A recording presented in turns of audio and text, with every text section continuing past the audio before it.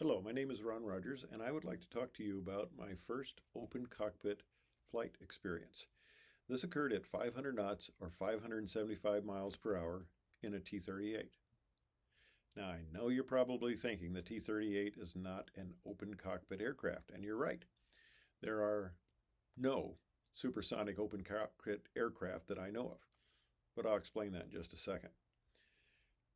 And I'd like to point out that the aircraft this occurred in was a Edwards T-38 that was used as chase, and it was actually the aircraft pictured here, tail number 579.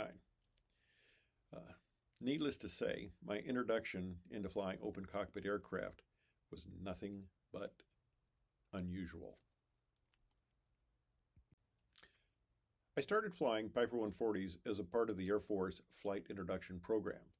This was a program used by the Air Force ROTC program where you were given 35 hours of flight training at the local fixed base operator and was paid for by the Air Force.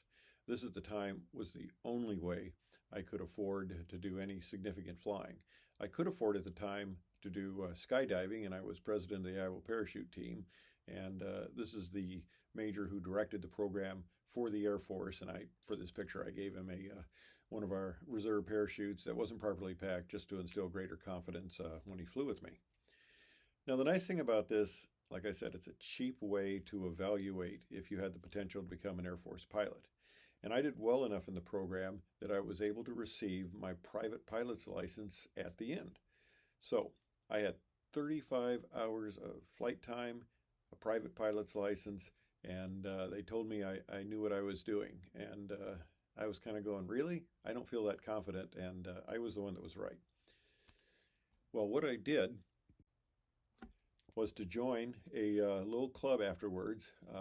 I had enough money at that time because they actually paid you a stipend now that you were on flight qualification in Air Force ROTC. So I had enough money to afford to rent at, I think it was $5.50 an hour wet at the time, a Cessna 150. And after I'd received the checkout, I was getting ready to go with a picnic, to a picnic with my wife, sitting in the right seat. This is not my wife. This is one of the friends of mine who is also an ROTC pilot in the program. And I asked the instructor, I said, hey, I'd like to do spins. Could you teach me spins sometime? And he said, there's no problem with it. Just go up, stall the aircraft, kick in the rudder, do a quarter, do a half, do 3/4 of a turn. Nothing to it. You'll figure it out. So I said, sure. On the way back from the picnic, I turned to my wife and said, she was a brand new wife, so she went along with things a lot better than she does now, 52 some years later. But I asked her if she wanted to do spins, and she said, sure. So away we went.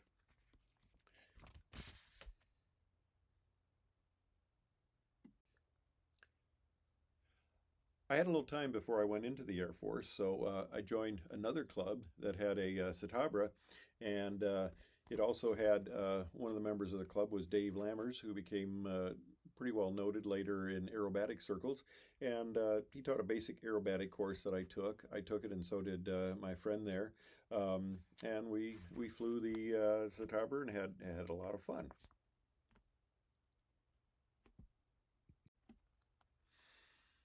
Now here's my class picture. I'm the one in the upper center there.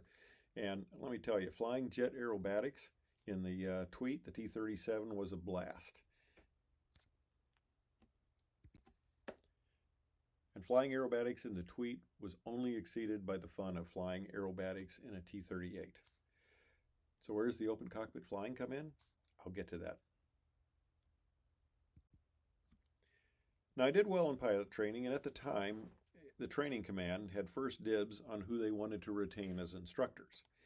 The other instructors liked me, and this is one of those cases like at the airport with the customs dog, where the dog can be friendly, but you don't want the dog to sit down next to you or your bag. I was told that I'd been selected to remain as an instructor. I wanted to go into fighters, so this wasn't quite what I wanted to do, but that's the way things work out with the Air Force.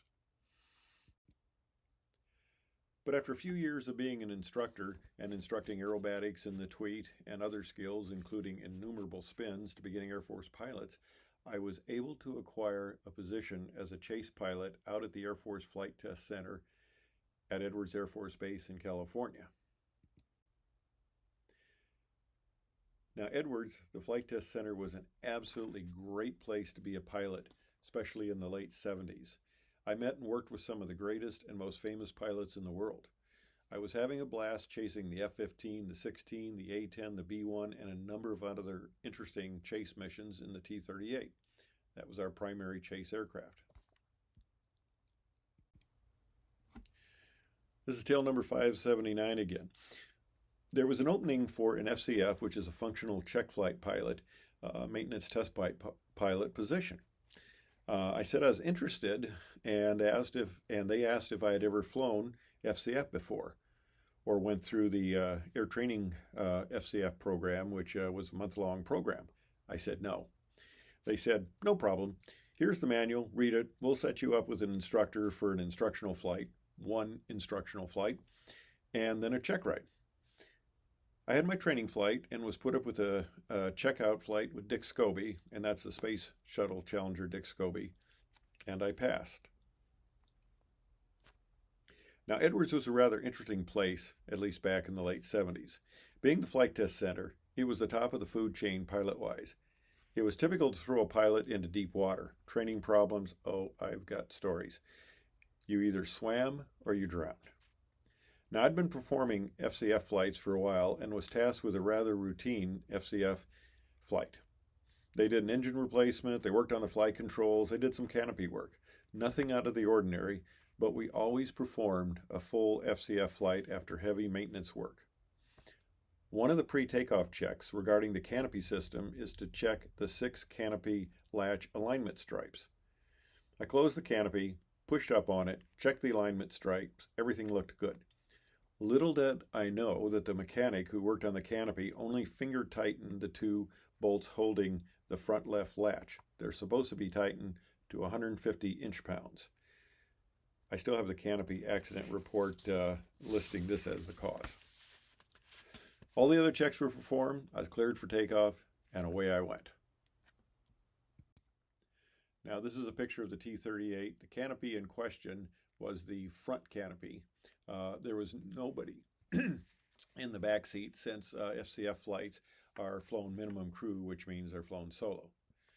I performed a normal takeoff, did the checklist items regarding the stability augmenter check, which is the first thing on the checklist, and then proceeded to get clearance into the high altitude supersonic corridor for the next part of the test. I was 4,000 feet AGL at 300 knots indicated, and since R2508 is special use airspace out at Edwards, there were no subsonic speed restrictions. I pushed the throttles to full afterburner, started a slow descending roll, bottoming out at about 2,000 feet AGL with the airspeed just approaching 500 knots, 575 miles per hour. Now, we had special non-standard airspeed indicators in all the T-38s out at Edwards because we use these for pacer flights where we would calibrate airspeed on test aircraft. So it was a real nice, it had a drum pointer for each 100 knots and the needle swept around one full circle for 100 knots. So when you accelerated, it was nice just to watch that thing really wind up. Pretty cool. So as I hit 500 knots indicated, I hit just a bit of turbulence and I was about to start up the pull up to the burner climb up to 41,000 feet. And this little bit of turbulence I hit probably was what caused the loose latch to unlatch. They're set up that when one latch unlatches, they all unlatch because they think you're trying to eject and you want to get the canopy. That's when I heard the loudest noise that I've ever heard in an aircraft. I was blown forward into the instrument panel. I still have the scratched helmet. This is the helmet with the scratches on it. My oxygen mask was blown off, and both the T-38 checklist, this is my second T-38 checklist that I acquired after the first one is out in the desert somewhere. This was blown off my leg, and the FCF checklist also departed the aircraft.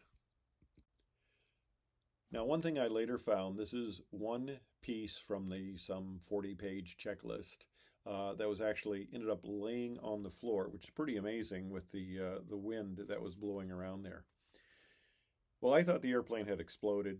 I thought I'd died, and after a brief moment I realized I was still alive, so I straightened up in the seat, and it became obvious that the canopy was no longer with the aircraft. I was still in full afterburner and going fast, so I pulled the throttles to idle, dropped the speed brakes, and started to climb to slow down. Passing 11,000 feet, it started to get cold. So I loaded up the aircraft, pulled a little G to start still killing off airspeed because I had a lot to kill off, and started a slight descent back down to warmer air. I found my action mask, reattached it. I was worried the canopy might hit the tail, so I asked a chase to look me over. I was able to acquire a chase. Guys were up in the area, and I was able to get somebody come over. And Captain Steve, who later became a shuttle astronaut, came up, looked it over, said the tail looked fine, but he'd never seen a Roadster T-38. Now, part of the problem on this whole thing is the wind's blowing pretty strong out there. I slowed to 200 knots. Actually, I slowed to about 220, put a notch of flaps down because the noise level was just so high. And the mirrors, to look back, are actually attached to the canopy. So the canopy was gone, the mirrors are gone. I wasn't going to stick my head out in that slipstream and possibly get it taken off. Now, after an uneventful return to base and a landing at about 165 knots indicated airspeed, it was a little hard to see since I'd gotten a bunch of crap blown in my eyes. I turned off the runway, and I was met by the wing commander and the maintenance people who safetied the seat. The more senior pilots on the base seemed to be more concerned about the seriousness of the event than I was. I just essentially didn't know any better. Many years later, when Bob Hoover mentioned in his book Forever Flying about how P-80s were losing their canopies and decapitating the pilots, only then did I understand their concern. Apparently, if you're not going perfectly straight, ball perfectly centered, when you lose a rather flimsy canopy that is easily bent by the slipstream, and the canopies on the P-80 and the T-38 are relatively flimsy compared to most canopies, the canopy will sweep across the aircraft and decapitate the pilot. After I exited the aircraft, I was taken to the flight surgeon. He started taking the information and writing stuff in my medical records. He asked me the speed of the canopy loss and cringed when I told him it was 500 knots. And he goes, "Oh my gosh, I'd just taken a familiarization flight in the T-38 last week." And as he looked up, he said, "And it was with you." We had a nice little flight where I demonstrated the low altitude speed differential characteristics between an Army helicopter and a T-38 in full afterburner. The radio call from center was, "Army XX, you have jet traffic approaching rapidly at your 6. Rick 7-1, you have an Army helicopter traffic at your 12 o'clock. Wait a minute, you see him, don't you?" That was a fairly common event out at Edwards where we would engage with our other service people as kind of fun flying times. To which I replied to his inquiry, yes, affirmative. And of course, obviously, I passed at a safe lateral distance at a rather high speed. Now, at the time, the T-38 flight manual, referred to as a -1, said if you lose a canopy to slow to 300 knots. Well, for me, the noise level was a little too high. I wanted to be able to talk to the chase aircraft, talk to center, because I needed clearance back, stuff like that. So I put down some flaps, slowed to 220 knots, and I got a chase aircraft who said, "Hey, everything looked fine," as I mentioned previously. Now, when I got back, Major Pete, a friend of mine at Edwards, who was revising the T-38-1, asked me about how I handled the situation. I told him what I had done and why, and was surprised to see my speed and procedure was one of the 5 changes to the T-38-1, published a few months later. I told Pete that the training command regarded the -1 as the Bible, and I had just made an offhand comment of what worked for me. Pete told me the original speed was set in early test flight where the canopy separated at 300 knots on takeoff, and the test pilot turned back and landed. The test pilot stated that the aircraft flew great below 300 knots, so that's where the speed was set. Pete said my speed had actually more logic behind it. I later learned that from one of my co-pilots in the airlines who had been a T-38 IP that he told me I was somewhat of a legend in the training command. I go, "Really?" And he said, "Because I was the only one who had ever survived a canopy loss at such a high speed." That speed, losing a canopy, will probably hold, since to achieve such a high indicated airspeed, you need to be below 10,000 feet, and that requires special use airspace without the 250 knot limit. So a T-38 in the training command, where you never see such a high indicated airspeed, except in loops, where you're in your loop, because that's the loop entry speed. But other than that, you don't see 500 knots typically. And by the time you're up there doing aerobatics in a loop, if the canopy is going to come off, it's already separated. So 500 knots was, of course, the speed, as I mentioned, that I lost the canopy. Now, that's not the fastest I've flown the T-38. I had the opportunity to fly it, of course, on a number of chase missions. We did some flutter chase missions, and there I got as high as, it was supersonic, but I got as high as 675 knots indicated, or 777 miles per hour. That's probably faster than 98% of just about anybody who's flown a T-38, and most of those people are student pilots and instructors have ever seen. Now, 300 knots is a good cruise speed for the T-38, even with the canopy gone, as long as communications are possible. So slowing to 220 knots is not really necessary. I recently talked to a T-38 pilot and found that the canopy loss procedure says to slow below 300 knots and notes 225 as a minimum drag speed. I feel that this is a better way to handle the problem than directing that you immediately slow to 220 knots, which is the way it read initially, right after it was changed after my situation there. Like I said, I put a notch of flaps down just so I could talk to people, and if you got a ways to go to get to a place to land, you don't want to be flying at 220 knots with the flaps down. These are a couple pieces of what we found out at the desert. We actually found a few pieces of the canopy, about a foot section of the canopy bow, and that they retain these. These are little scraps I was able to retain. The bottom, of course, is a piece of the canopy, and the top is part of the structure that holds it into the canopy bow. The canopy, as far as we were able to determine, was just totally destroyed, because all we found was just a few small pieces. Now, an interesting point is, let's fast forward 20 years. I'm at a symposium of side experimental test pilots. I'm presenting a paper on controlled flight into terrain systems. And Bob Hoover was in the audience, and he came up to me and was talking to me about some of the aspects of my presentation. And I told him that, Bob, I read your book, Forever Flying, and 20 years later got scared. He thought that was rather humorous. And here, by the way, I still have it, is the accident report that basically says the front latch wasn't finger tightened, and it wasn't your fault. Now, let me tell you about a friend of mine, Ed Merkel. Ed was an aerodynamicist, and he and I both worked together at Cessna and Boeing. I worked at Cessna in flight test and Boeing in flight test. And Ed had built an all-metal biplane that he called the Mark II. And this is the first legitimate open cockpit flight that I had. And Ed went out, gave me a checkout in the airplane, and then asked if I wanted to fly it solo. Before the checkout, he asked me if I'd ever flown an open cockpit aircraft, and I said yes, but never this slow. Well, I found out later that I was one of the few pilots that Ed ever let fly his airplane solo. Ed unfortunately has passed away, but this is a picture of the airplane as I flew it. He hadn't painted it yet.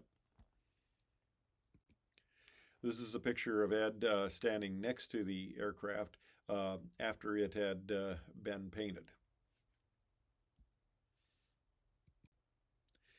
This is my current Great Lakes airplane. That's me in the back seat.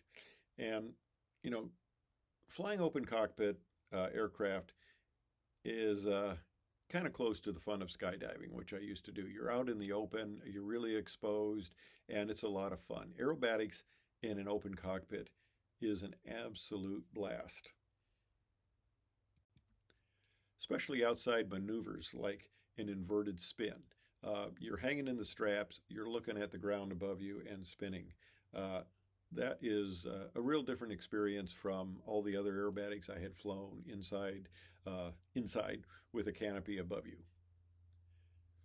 Well, if you like this little presentation, please press like and also subscribe. And I have more of these little stories of my aviation career coming at later times. Thank you very much for watching.